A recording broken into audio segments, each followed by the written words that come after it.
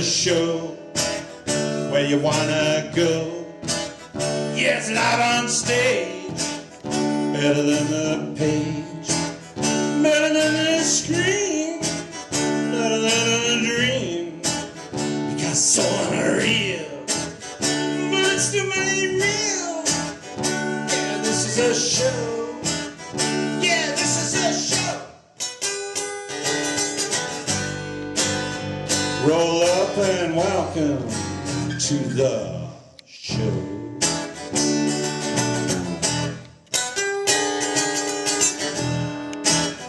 Well, welcome to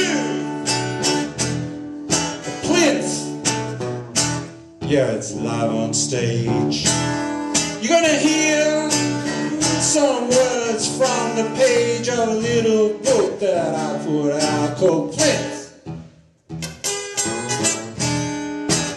You're gonna hear some great readers tonight, like Kieran Carroll. He's a poet, playwright, man about town, singer with the beautiful few.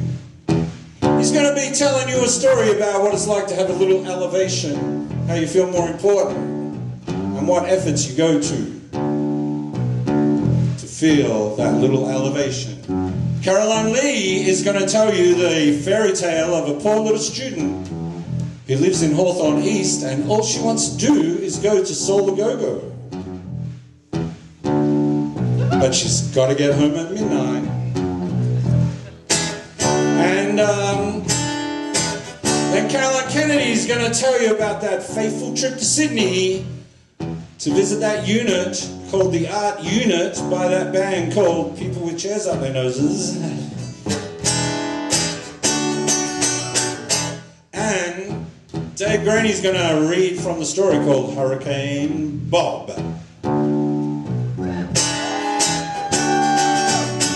And then we're going to have some music from this band called This Is The Show, which nobody has worked out yet is tits, but you know.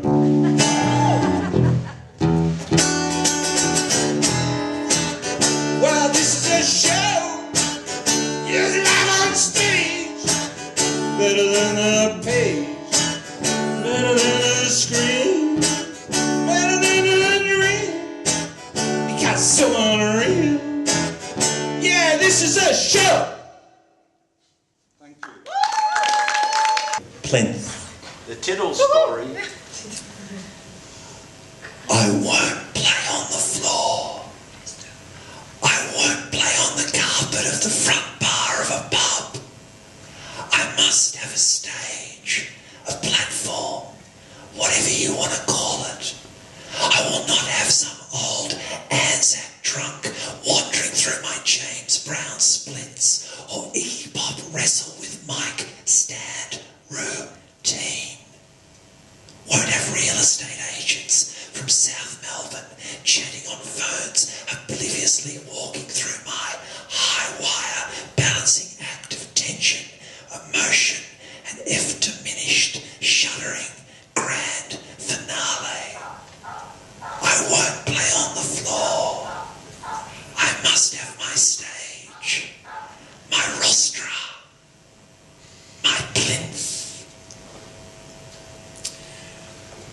Most pubs and venues had a stage. One time at the Seaview Ballroom, there was a catwalk arrangement jutting out front. Naturally, I licked my lips at this, and during the set ventured out there, manoeuvring the microphone, singing and strumming at the same time. Not wearing my glasses that night, I stepped into dark space and fell off the stage. The guitar momentarily broke my fall, sending one of my testicles rocketing up into my throat. I was cut and bleeding, and the guitar, a prize Levin guitar, borrowed for the night, looked pretty sick too. I crawled back along the catwalk, blindly and moaning, past the band who played on without their leader, and collapsed backstage. The small crowd noted the train wreck, then drifted away.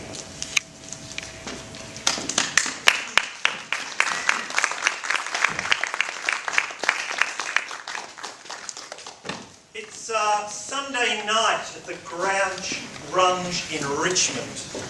The place is near empty, although I know creatures will emerge from the shadows of the walls once we start to play. I've decided to start the first song at the top of the stairs from the first floor of the nightclub. Holding the mic with a super long mic lead in a gloved hand, I begin descending the staircase like Joan Crawford in a Bill Collins 1940s movie. But halfway down, judging by the state of the rickety stairs, I realise this must be an old building. Perhaps some stables from 1880. Keeping an eye out for each step while approximating a Barry White style of singing, I note the band grinding away below me. It's the first time I've seen them from above. Unless you think we are some kind of cabaret act, they are playing ear-splitting, post-punk Melbourne music.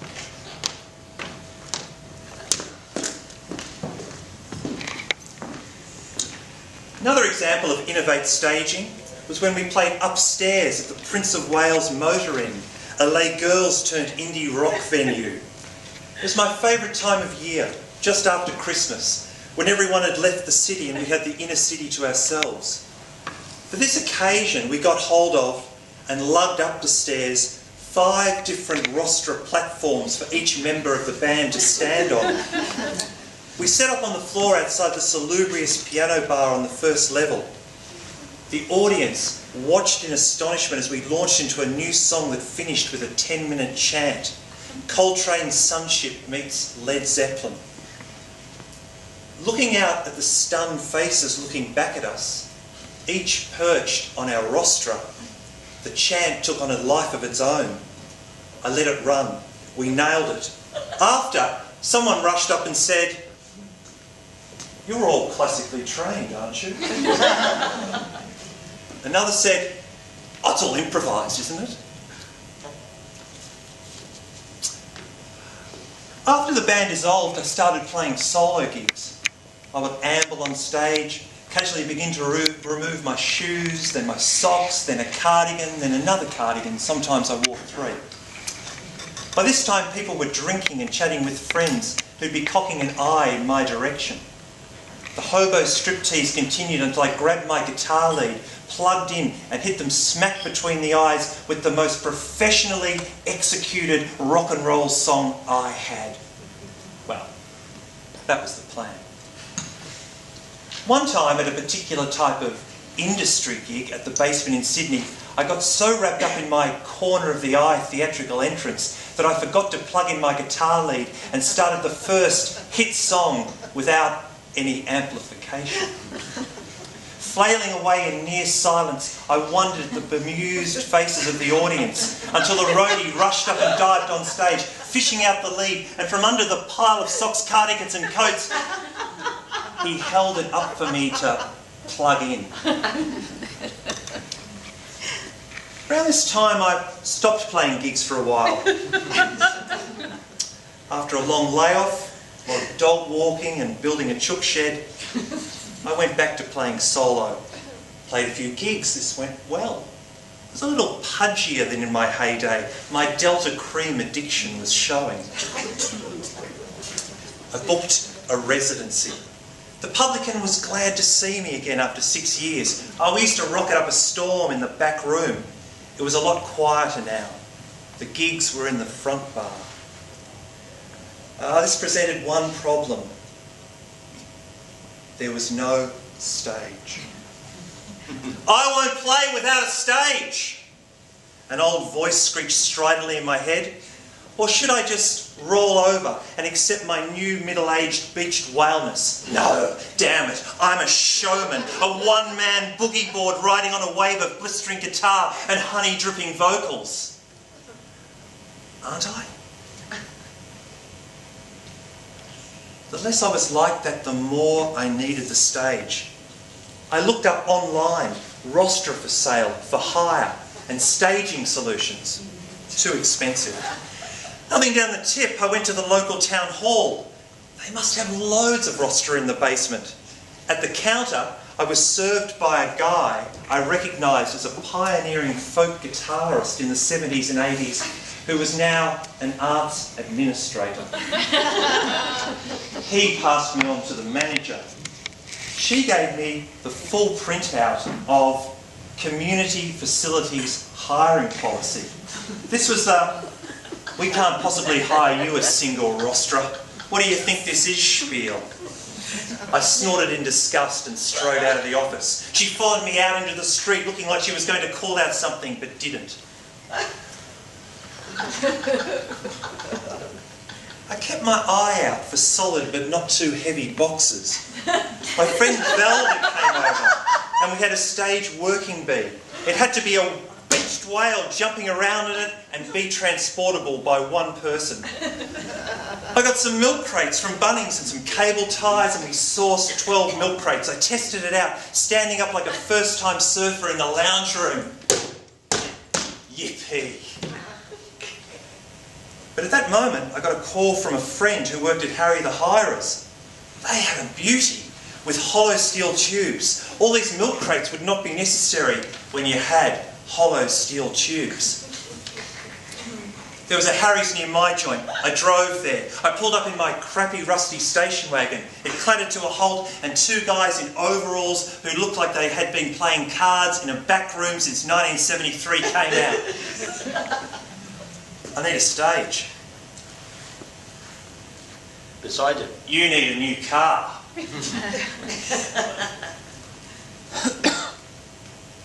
A woman once revealed to me that what she loved best was some chap doodling with his guitar in the corner.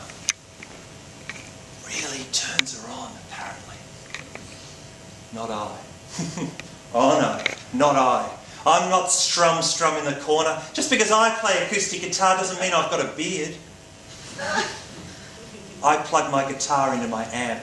I put on a show. The pub would pay me $100. The stage was $50. Oh well, such is the price of what's the opposite of grand? Obsession. I went to the gig. My car rattled into the pub car park. Big Ray and his friend Patsy were there. They were sulking in the car park, old people smoking a joint. I changed into my stage clothes next to my car. Patsy watched me as I changed shirts. She said, "Do you remember me? You dry humped me at an art event at North Melbourne Town Hall years ago." To this, Big Ray added, "And she's never forgotten it." I wheeled in the stage. The few drinkers in the front bar raised eyebrows. I was concerned the barman was going to tell me I wasn't allowed to do it. Big Ray was on first. Big Ray decided he didn't want to use the stage. He was much taller than me and frightened of hitting his head on the roof, he explained. Also, Big Ray had a kind of a competitive thing going with me that went back years. I think when he saw the stage, this was inflamed, and he decided he would not cooperate. As a compromise, he said he would stand in front of the stage, placing one bent leg on it, and rest his guitar on his thigh, like an Engelbert Humperdinck record cover. He stood there awkwardly, half towards the stage and half turned to the audience. Then his drummer, in solidarity, decided he didn't want to play on the stage either. So he set up to the side and Big Ray and his drummer played their set with a blank stage to us the entire time. Lame. Well, last I played my set on the stage. My friends came and said you could hear it down the street like it was Guns N' Roses. Some strays wandered into the front bar and were surprised at the rock show going on at 5 p.m. on a Sunday afternoon. But that was the idea. After the show, I had a few beers and cigarettes and floated back down to earth on the footpath outside where everyone was standing around blabbing to each other. It was a healthy unhealthy crowd. I began to pack up what I had started calling the Plinth. A few people were admiring its hollow steel tubing. I went and moved the car around the front of the pub. I started loading the Plinth into the wagon. Big Ray's friend Patsy stepped forward and said she'd help. Thank God. We loaded it into the station wagon together. We got talking about how we had met quite a few years before when I dry humped her during an art event at the North Melbourne Town Hall. She said she'd go home soon because her 6-year-old daughter would kill her. Before leaving, she said, "I've got 2 podiums. We had them specially made for another show we did with Big Ray. They're at my place. Come over and look at them if you like. They're great. Light but strong. They should definitely be used, Malcolm." And that's how I met the woman with 2 podiums who I had dry humped at an art event many years before, and she had never forgotten it. We lived happily ever after, me and the woman with 2 podiums, using the pods at gigs, for disco dancing at parties, and for speeches at backyard barbecues.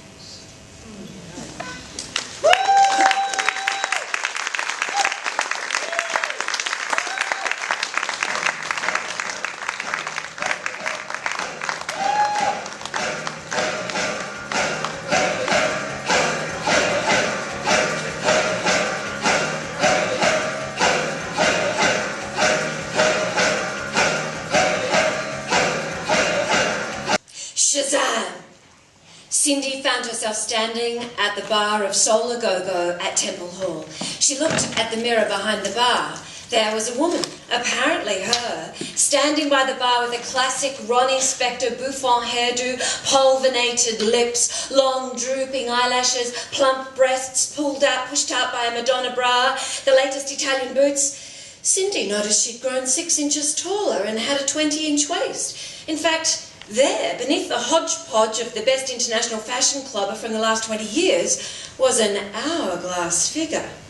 "God, who's that?" remarked a groover in a $300 penguin shirt.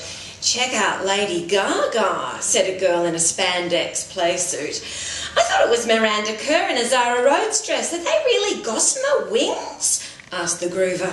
"Check the tattoos and the Diana Ross hairdo," said spandex girl. "She's got Gaga flair with Winehouse cool," said the groover. "You mean it's not Gaga?" Spandex.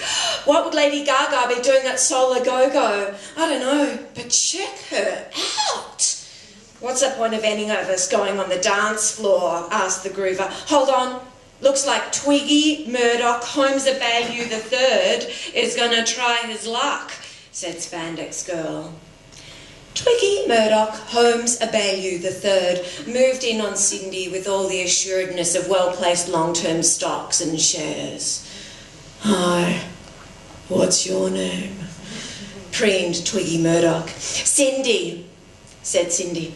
"I like the way you move," said Twiggy Murdoch. "This music makes me feel so alive. What is it?" asked Cindy. "Curtis Mayfield. I'm Twiggy Murdoch Holmes Bayou III. I haven't seen you around." "This is my first Solar Go-Go," explained Cindy. "Oh, great. There are a lot of tryhards here," opined Twiggy Murdoch.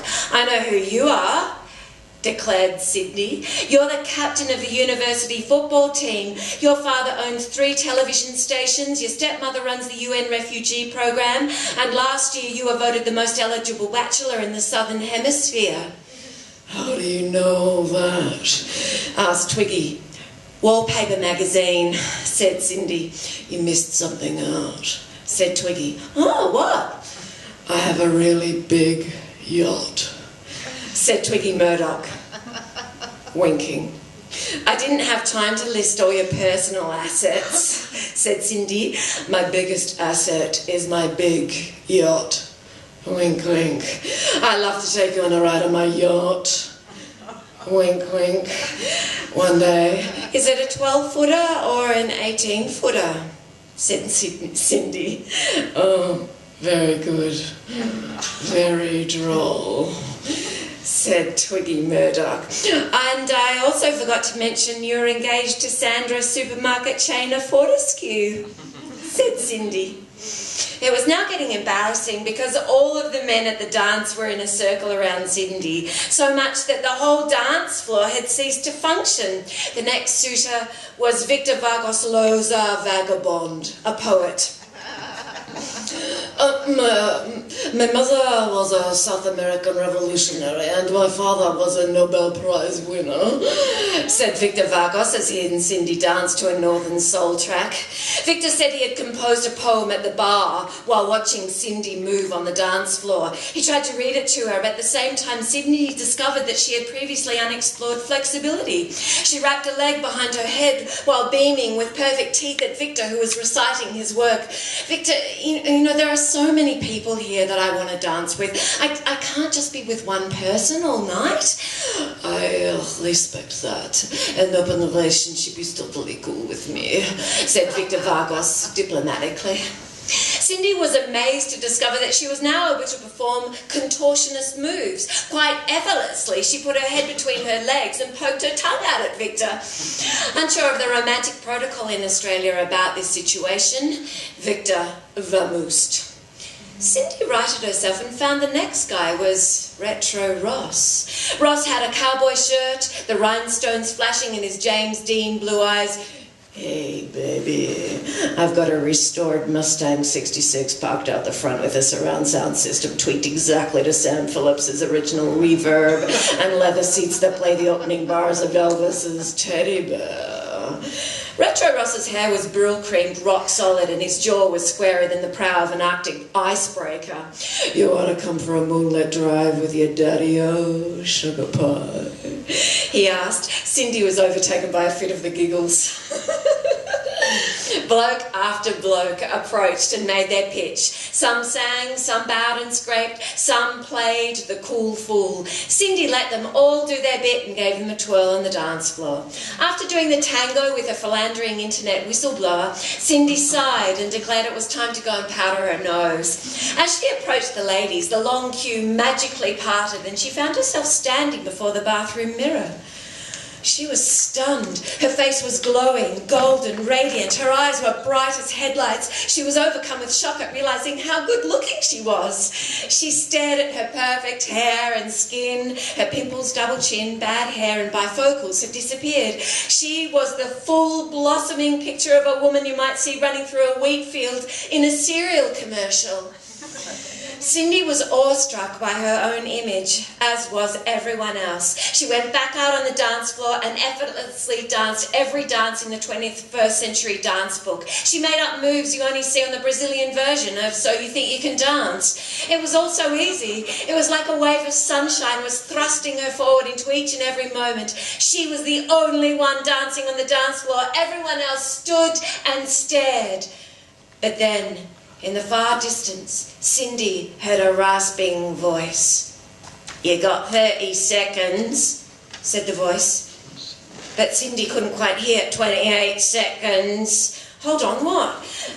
23 seconds. Let me down, I have to get down. What's wrong? Cindy, yay, Cindy. 19 seconds. Help, I have to go to the bathroom. Let her down, called the cheerleaders. 11 seconds. 7, 6, 5. Cindy made it to the bathroom. 4, 3, 2, 1.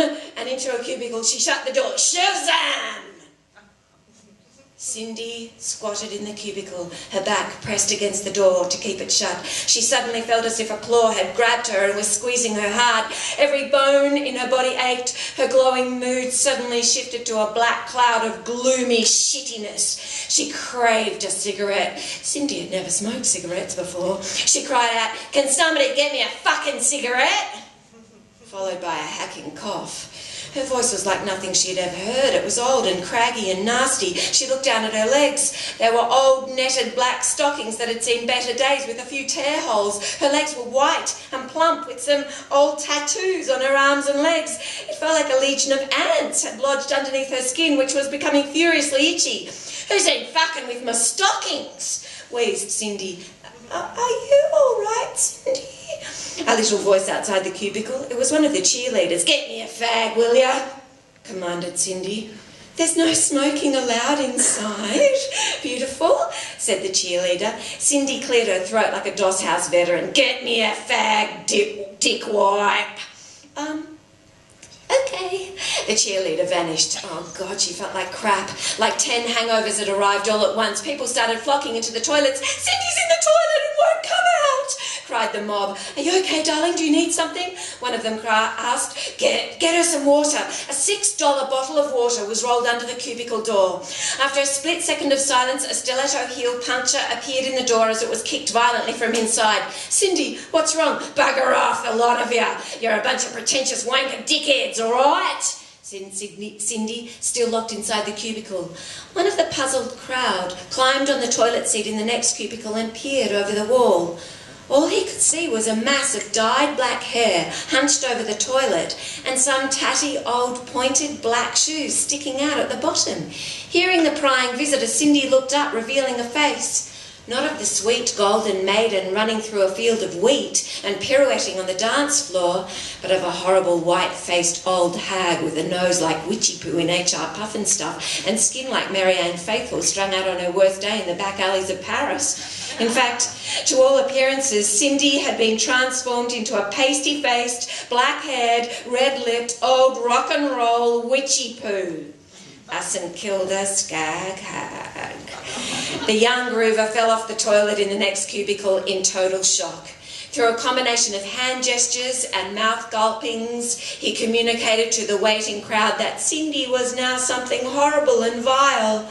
The crowd recoiled in horror and recoiled as one right out the door, down the stairs, and as fast away as they could.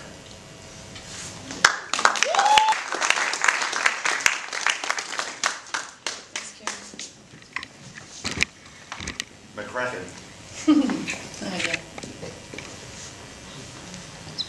We sputter into the heart of Sin City. Our first gig is at a place called the Art Unit, the name causing a good deal of shit-hanging humour on the way there. I mean, how Sydney can you get? We meet up with Jim W. and Nick. After bush-bashing through the Gippsland night, they found part of the legendary dope crop, or so they reckon, and show us the proceeds in the boots stashed in the drums.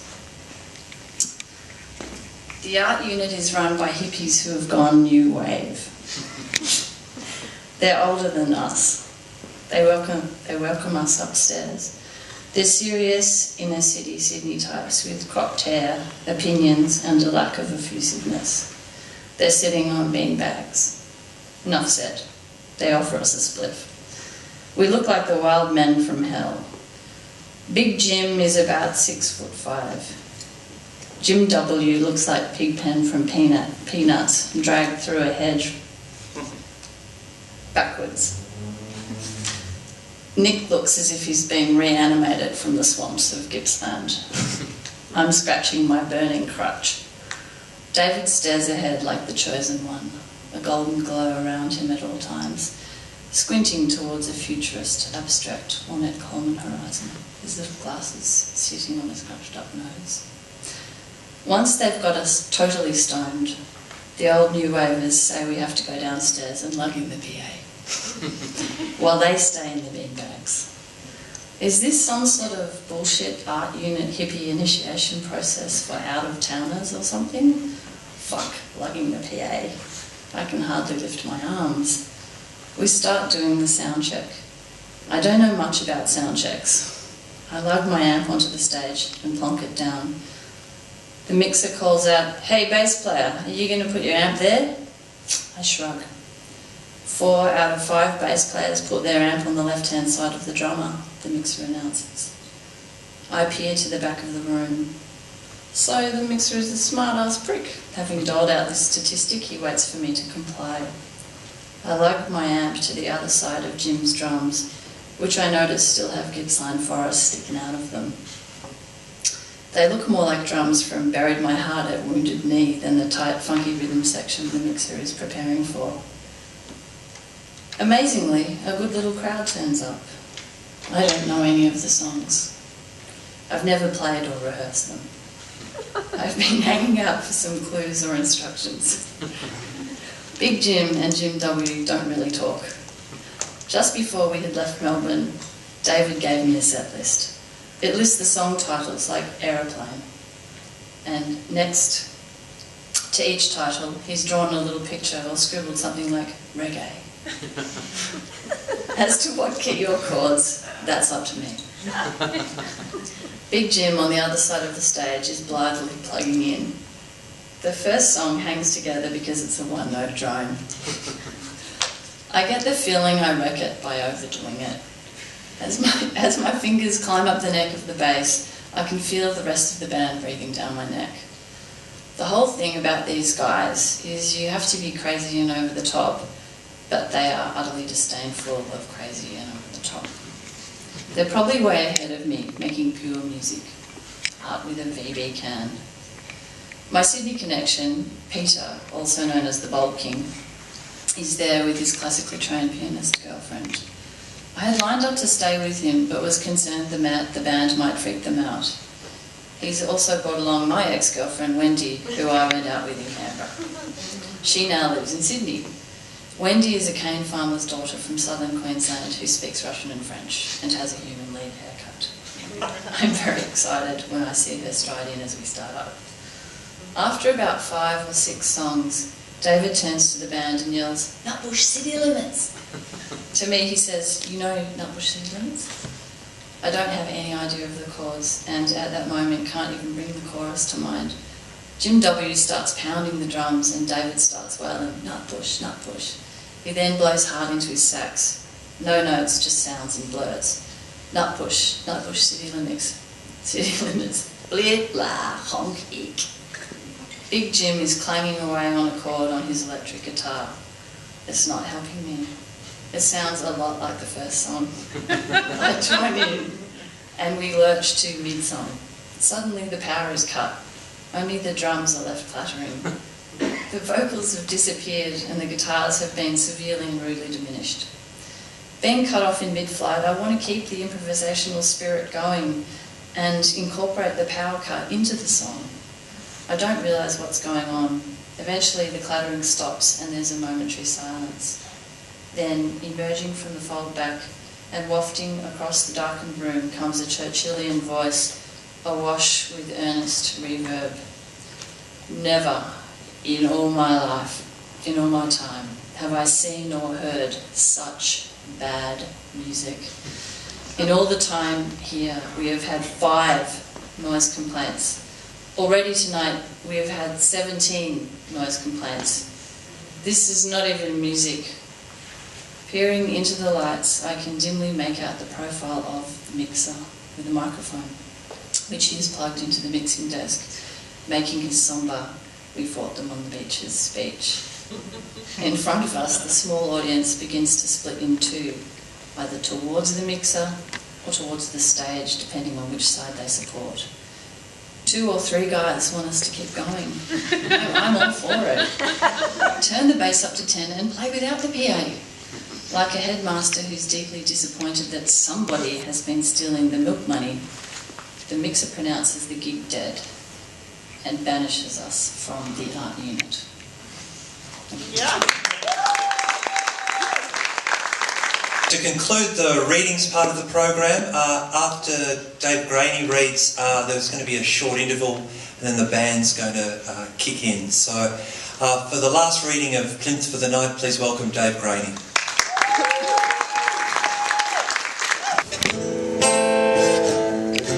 Hurricane 1. It's 1975 and I'm almost 14 years old, wearing my grandfather's old army coat and walking into the local footy ground in the late afternoon. Something's been going on at the ground, like a carnival or athletics meeting. There's rubbish strewn around and a few people packing up behind the club rooms. A speaker on top of a tall silver pole is blaring out Bob Dylan's Hurricane very loudly. The treble of the voice, the harmonica, the violin and the snare drum rattle around in the speaker and shoot across the semi-industrial landscape of North Geelong. The Melbourne road traffic streams past on one side and the Pilkington glass factory glitters in the late afternoon sun behind the footy oval.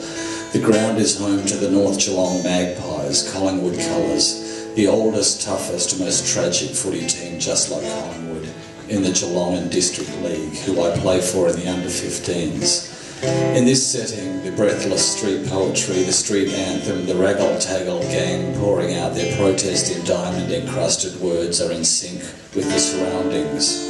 My adolescent imagination overheats and the scene before me explodes into a choreographed 7-minute street opera.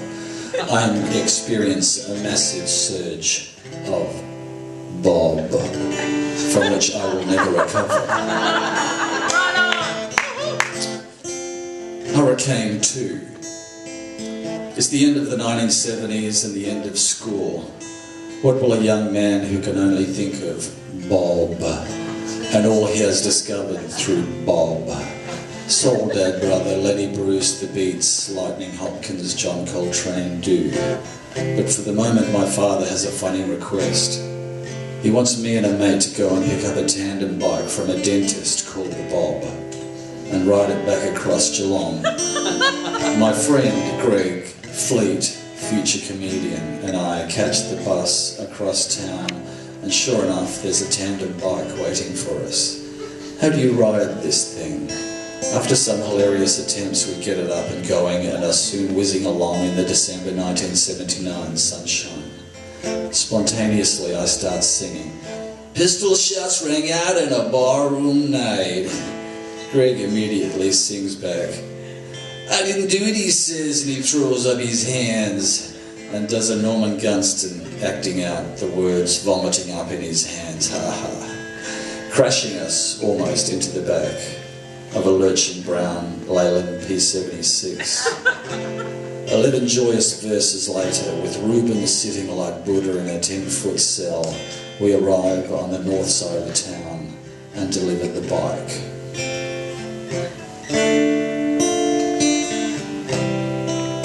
Hurricane 3. It's 1983 and I'm fronting a post-punk band called Buick KBT. We are sitting at the VCA Art School Ball or some such event. Two painter mates, Darren McPherson and Dave Ralph, have gained control of the social club and most importantly, the social club budget. And they are hell-bent on spending the year's budget all in one night. The lineup is made up of their favourite local bands, the Feral Dinosaurs, Buick KBT and Scrap Museum, whose members go on to play in bands like Dirty Three, Bad Seeds and To Start Slam. The alcohol is all free. We go on second and swing into our new un-post-punk opening number, Hurricane, with the sax player playing the violin part. And the art students erupt into a dancing frenzy. I look down and see previously dainty art school princesses from Malvern, a drink in each hand, hurling themselves about as if it's the final dance on New Year's Eve at the Horsham Disco. Great.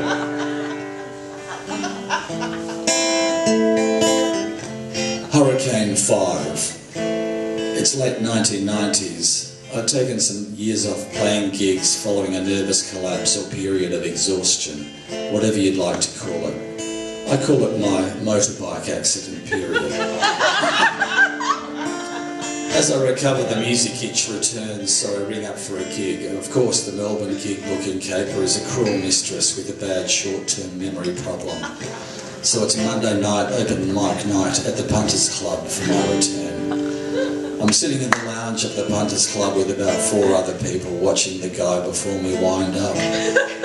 Then a surge, nay, a phalanx of rugby players on an end-of-season pub crawl flood the Punters Club lounge. There are a whole lot of them trying to walk, drink, hug each other and sing at the same time. And the song they're trying to sing is the story of the hurricane. Seizing the moment, I quickly tune up, plug in and jump on stage. Purposefully, I start strumming the famous A minor, F major opening riff. Enter Paddy Valentine from the upper hall. The rugby players look up stunned, then their facial expressions change to that Aussie bloke look of respect and awe. And as the cups arrive in the hot New Jersey night, one of the fellas reaches into his pocket and pulls out a $20 note and plonks it at my feet on the stage. As a group they all begin to do the same, 10s, 20s, 5s, until by the time all the criminals are in their coats and their ties, are drinking martinis and watching the sunrise, there's $100 piled up by the fallback wedge. I'm guessing they'd been at a strip club before hitting Brunswick Street. Hurricane 5, the Bob, Birthday Bash 2009. I'd always steered clear of Bob tribute nights, believing the Strum acoustic Bob cover version pretty much misses the whole point. There's as much Jackson Pollock action painter and Bob stuff as there are traditional music tropes. In line with this belief, I decided to recreate the Rolling Thunder review for the 2009 Bob Birthday Bash. This celebrated tour took place around 1975-76. Backing Bob on this tour was a big band of diverse musicians.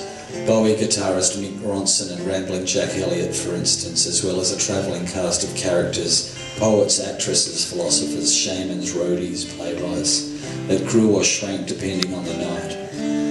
For our recreation at the Edinburgh Hotel Brunswick, we boasted 3 guitarists, 2 violinists, a percussionist, a drummer, a bass player, and a very tall poet in an orange caftan. The outfits were very important and the style was cowboy glam. Lots of denim and lots of glitter. As Bob, I went whiteface, as he did on the tour. Luckily, I found the perfect Bob nose by cutting off a Mr. Magoo mask nose. There were long wigs and fake moustaches spread across the band. We did Hurricane Isis very fast, as played on Rolling Thunder tour, and Where Are You Tonight, off Street Legal. The audience is stunned and wide-eyed, then cheer as if on the Rolling Thunder tour themselves. I mumble, "Good night, Sydney," and sweep off the stage without breaking character. Later I hear a rumour that Richard Clapton made a surprise appearance at the Bob Birthday Bash at the Edinburgh Castle Hotel, Brunswick.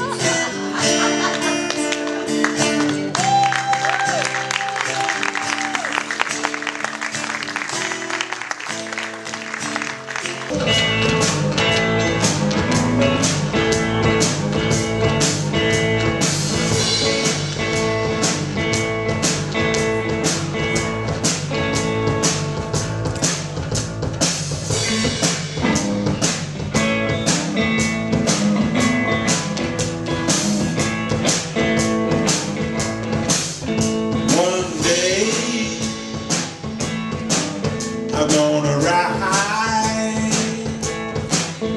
I make more of mine, up into the sky. Ride,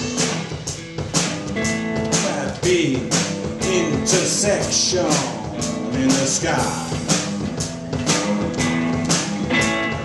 1, 2, buckle my shoes, 3, 4, knock at the door, 5, 6, pick up sticks, 7, 8, don't believe. 1911, gonna get you heaven. I might be motorbike.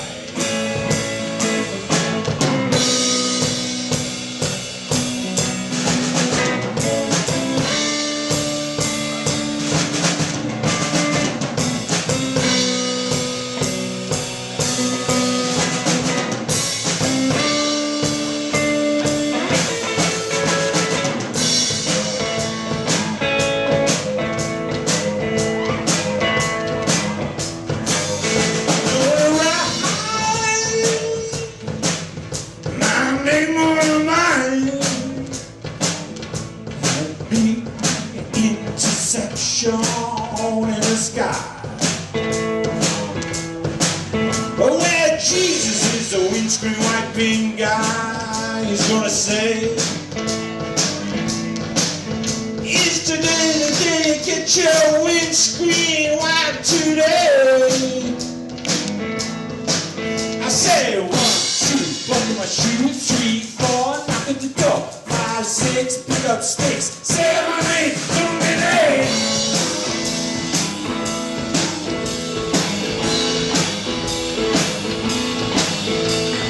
9, 10, 11.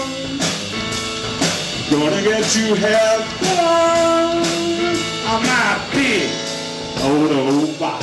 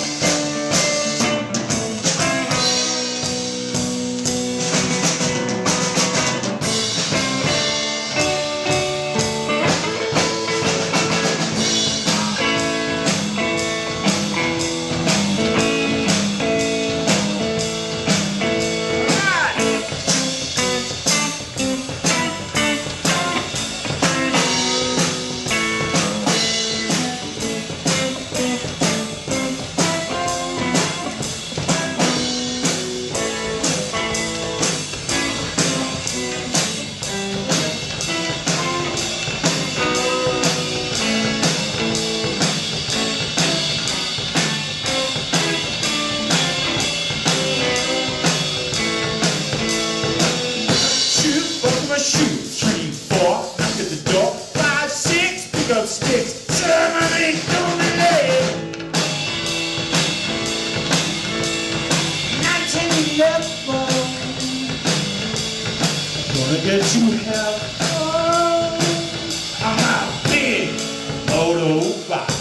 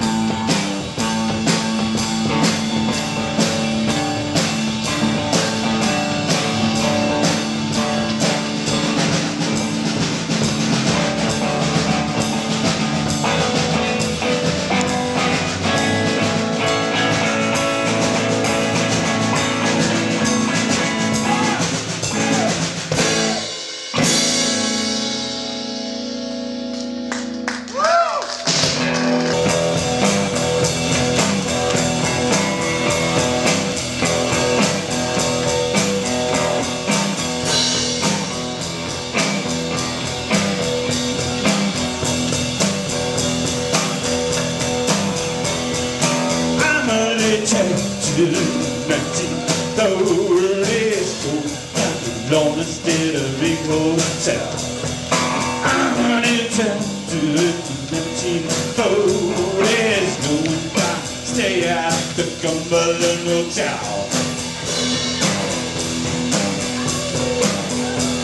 The Great Ocean Road is built on Sassolay. The Great Ocean Road is built on Sassolay, but alright. To the 1930s, going down, see about a body in a dam. In the frame is a Chinaman.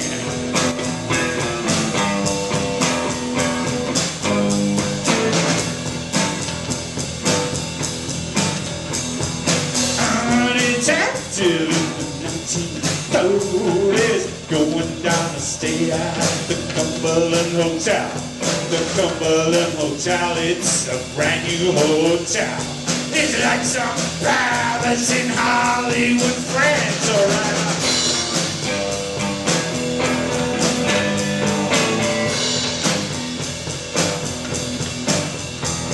The Great Ocean Road is built on Sassolay. The Great Ocean Road is built on Sassolay.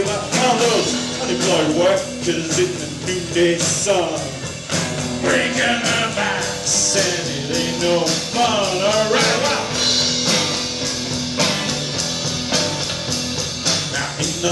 tell there's a farmer's daughter. She never knew what she ordered. They kicked her out of boarding school and sent her back to the farm. Now in the Western District she roams. She does harm. She's a femme fatale. Like Hedy Lamarr, yeah.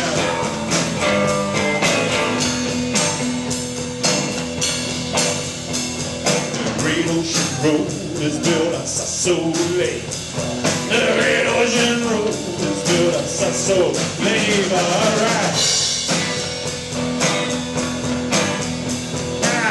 I'm a detective in the Cumberland Hotel. I've been here 1 week with the farmer's daughter as well.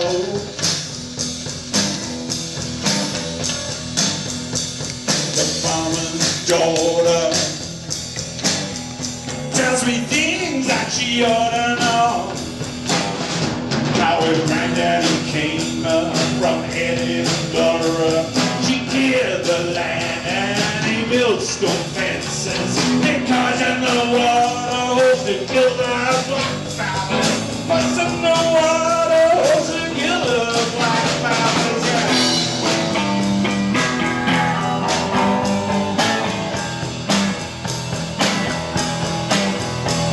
The Great Ocean Road is built on Sassolé.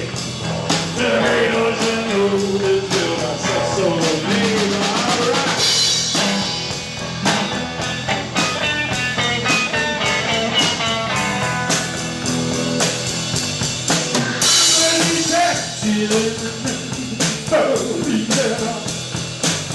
What am I gonna do about it? All those problems, everything got the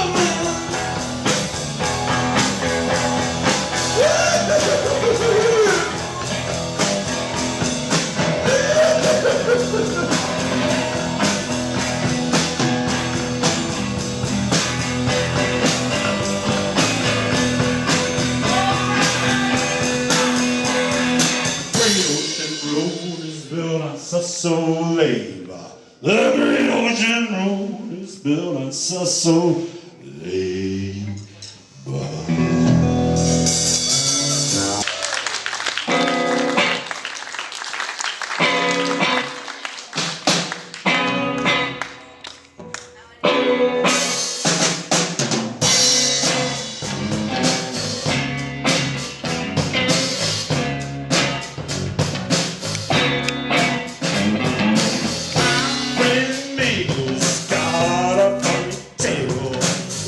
Shorter than the other three, yeah. My friend Mabel made her own table. Adult education carpentry, yeah.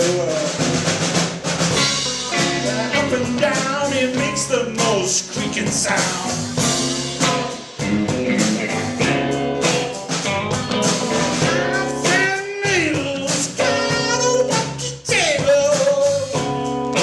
Sometimes it kind of bugs me. It goes side and up and down. It makes the most freaking sound. My friend Bill made her own table.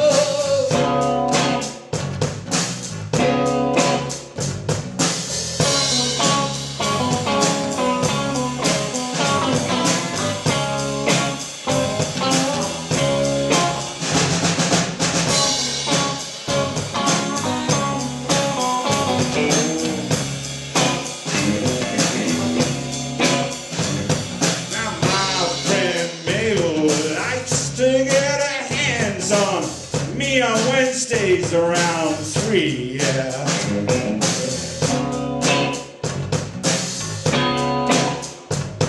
Well, Mabel says don't hesitate. You know my husband's train is never late. He doesn't suit her. He's in love with his computer.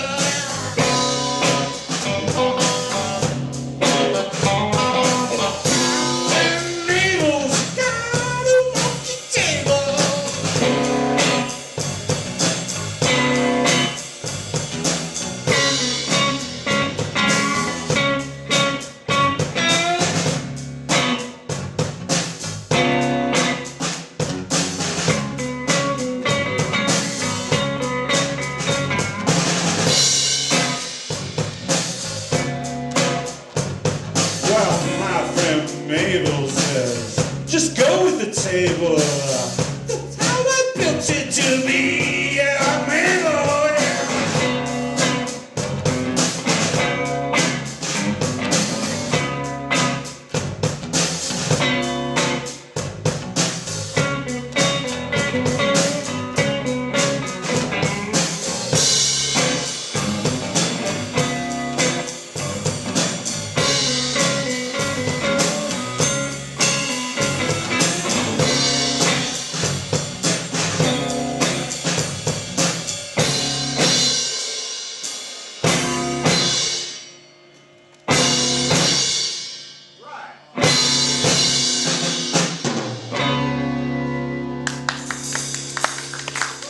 Well, that's about having a very hands-on neighbour who makes her own table, but it walks up and down when I go round.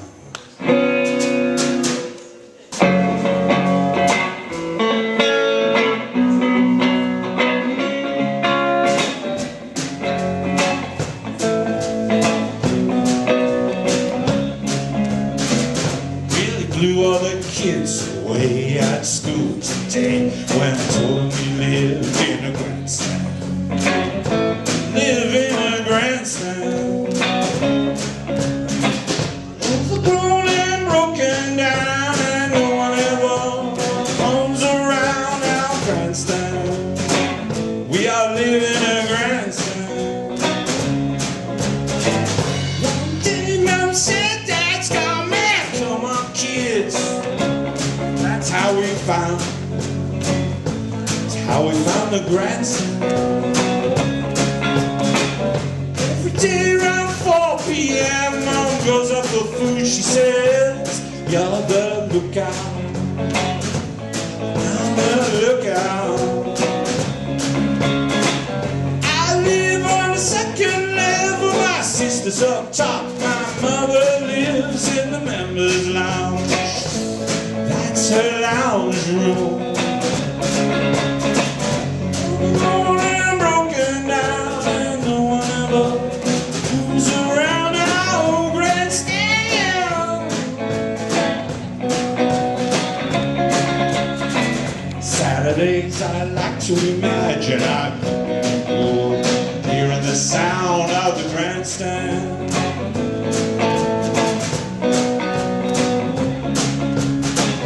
Overgrown with thistles and weeds, but I'm kicking a paper, imagining a scene. It's a final.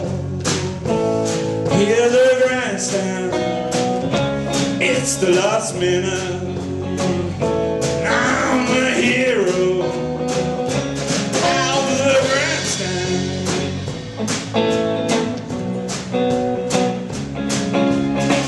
Overgrown and broken down, and no one ever comes around our grandstand.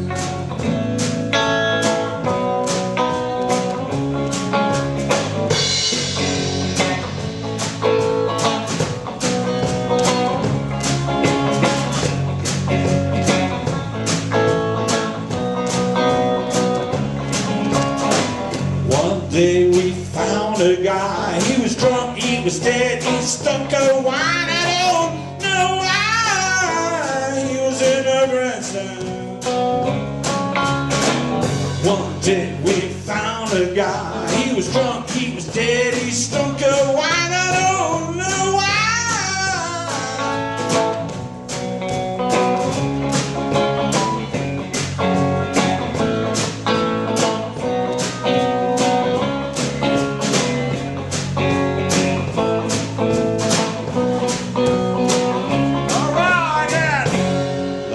Pigeons fly around. One day I'll get a slug gun, shoot one down and say, look mom, look mom, look mom, let's cook pigeon tonight.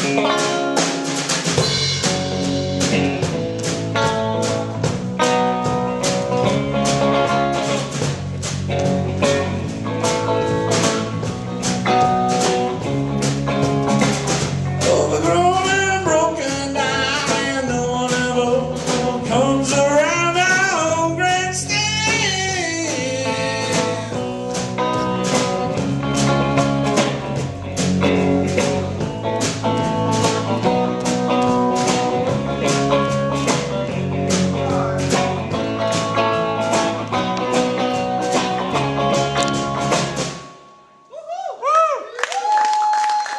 song is about the goddess.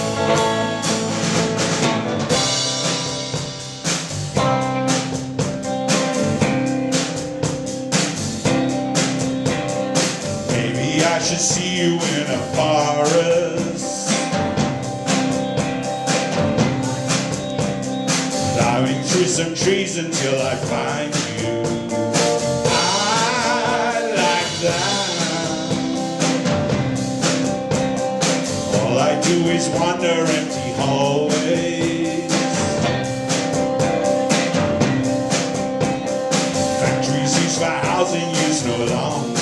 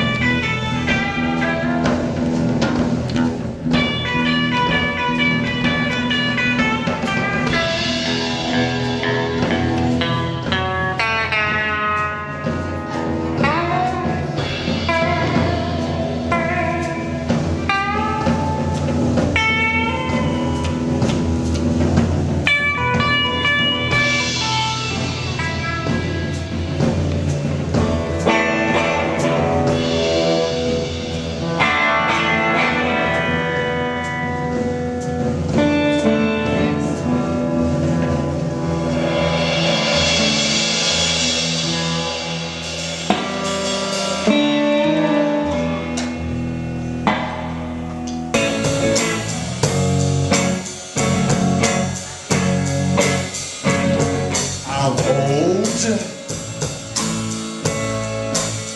I'm still bold.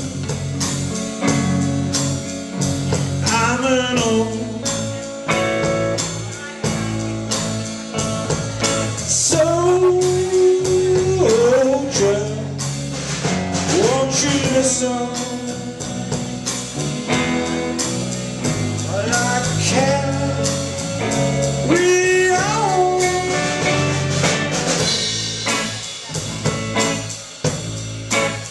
in the misty morning. See the trees by the creek bed over there. Well, let me tell you a story about your grandpa, how he lay there, even though he was full of bullet holes. Your grandmother found a way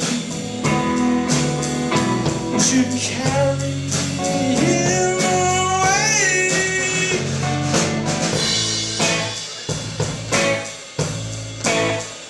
Ah, come on.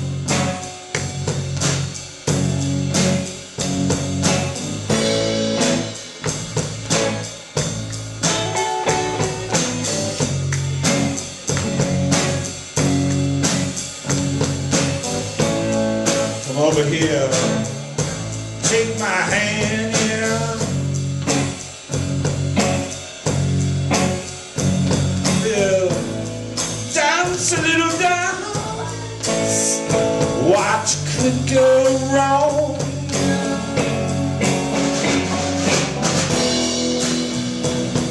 And baby, we'll carry on. Carry on, carry on.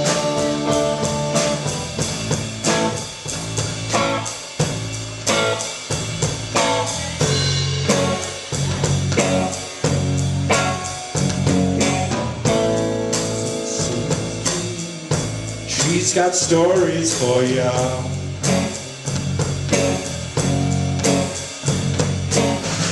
She's got stories.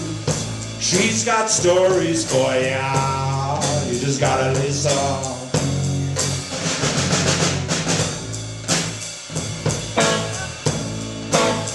The way they carry on. The way they carry on.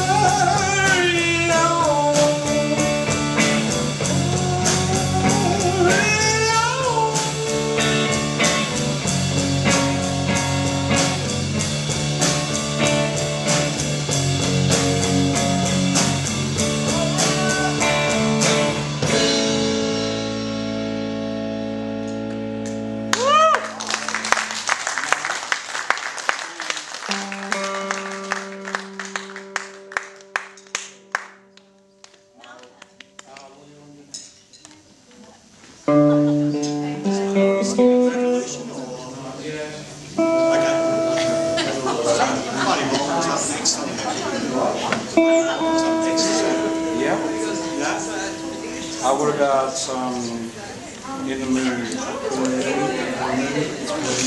Yeah, sure.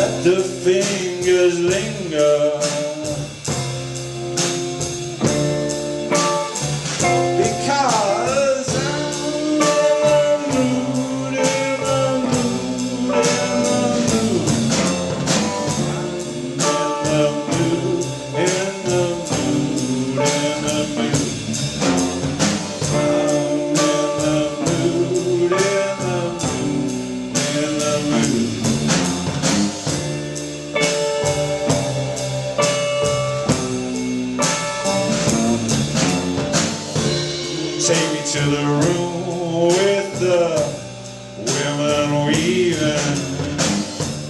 They've been there since time began. Take me to the room with the women weaving.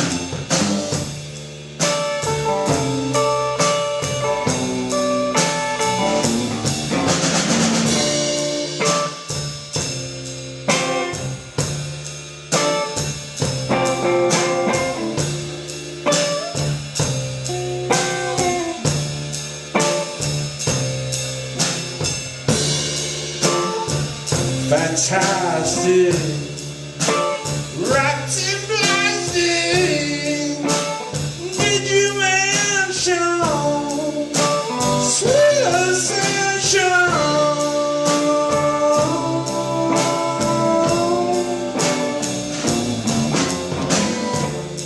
In the mood, in the mood, in the mood.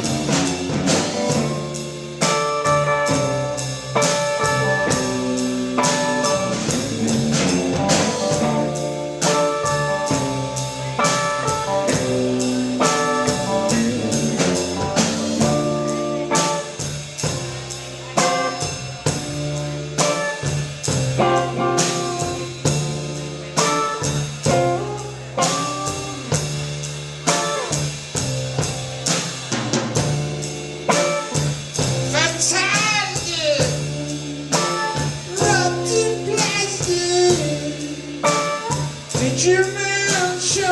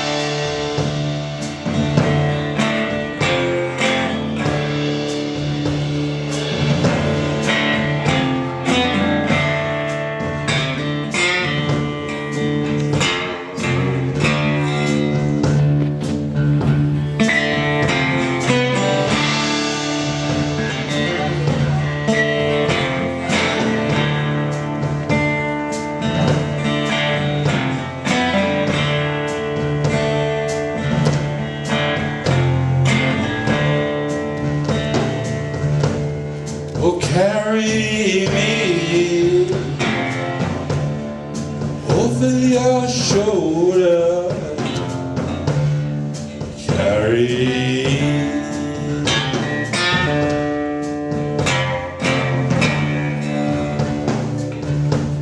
the road is rough, night is a dark, carry me.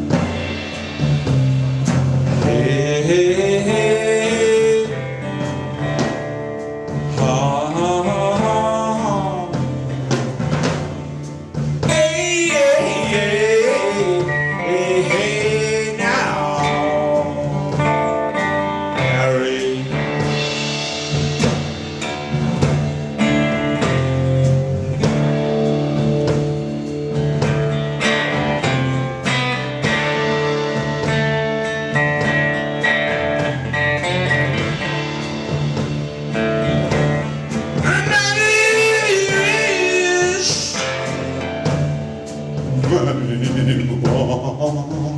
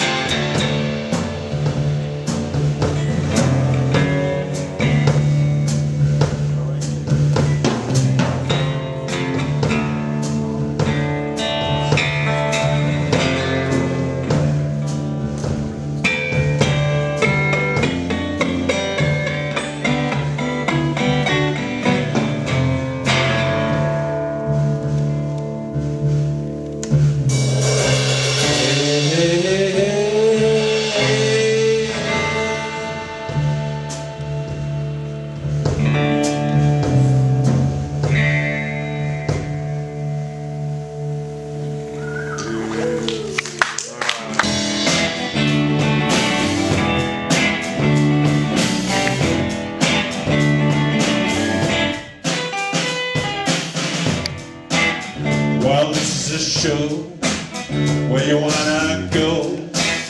Yes, live on stage, better than the page, better than on the screen, better than unreal. That's so unreal, it's too mighty real. Yeah, this is a show. Yeah, this is a show. Roll up to the show.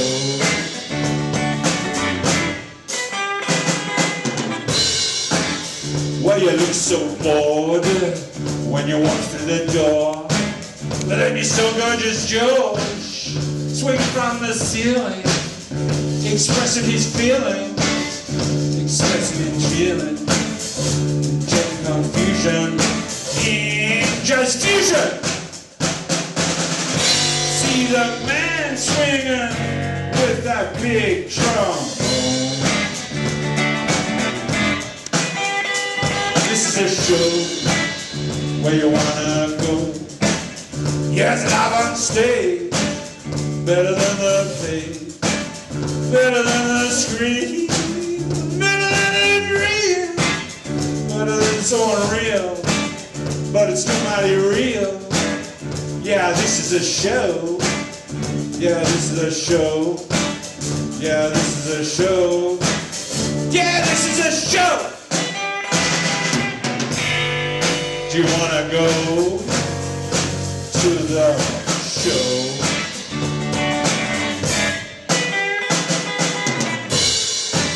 Now, gorgeous George, he don't swing no more. He lives in caravan in Sarah Sands, and he can't pour cheese, cause he busted his knee when he fell from the ceiling. But oh, what a feeling when it's near the floor, even though he was bleeding, and the crowd yelled for more. He was live on stage, better than the page, better than the screen, better than a dream. He got so unreal. Yes it is, it's so unreal. Yes it is, it's so unreal. Yeah, it's so unreal. This is the show. Yeah, this is the show. Yeah, this is the show. Yeah, this is the show. Roll up.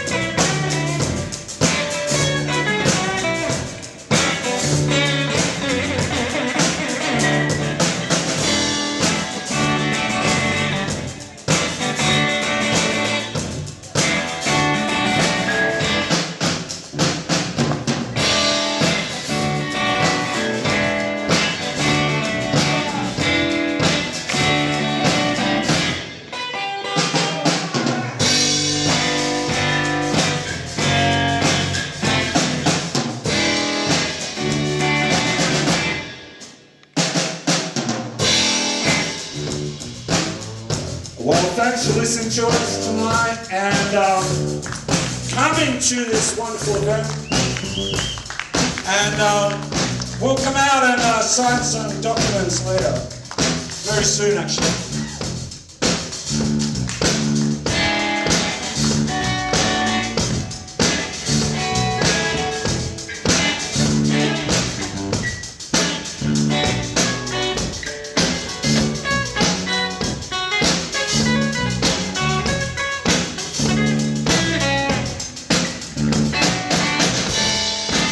Show. Yeah, this is a show.